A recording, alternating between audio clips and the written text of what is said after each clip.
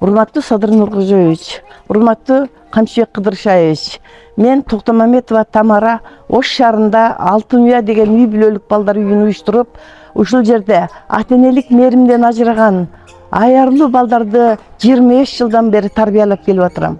Мен сиздерге кайрылуумдун себеби ушул 2023 жылдан баштап Ош шаардык кеңеши белгисиз себептер менен бизди сотко берип, азыр бүгүнкү күндө сот менен ушу канча жылдан бери алектенип келатабыз. Сот ушу кээде өздөрүнүн адилетсиз чечимдерин чыгарып, бизди ушул жерден абдан көйгөйгө салып келатат. Мына ушул 25 жылдын ичинде бул жерге канчалаган балдар тарбияланды.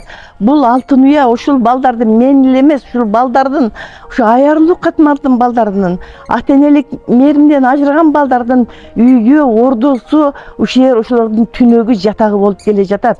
Мына ошого карабастан ушундай чечимдерди чыгарганына мен сиздерге кайрылууга аргасыз болуп атам. Урматтуу Садыр Нуркожоевич, урматтуу генералыбыз Камчыбек Кыдыршаевич, ушул жердин проблемасын, ушул жердин маселесин өзүңөр жеке көзөмөлүңүздөргө алып, тыкыр иликтеп, ушул Алтын Уянын балдары тарбияланып жаткан жерге, ушул Алтын Уя балдар үйүнүн жашап жаткан жерин сиздер ушуларга кайрып калтырып, ушуларга өткөрүп берүүңүздөрдү мен сиздерден суранам.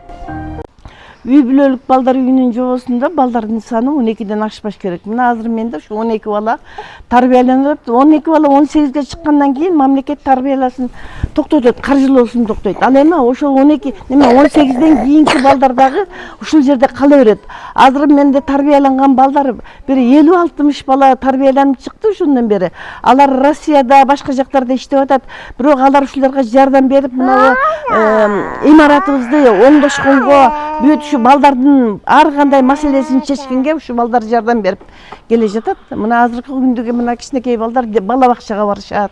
Анан кийин жеке менчик мектептерде окушат. Алардын бардыгы проблемасы менин өзүмдүн мойнумда чечем.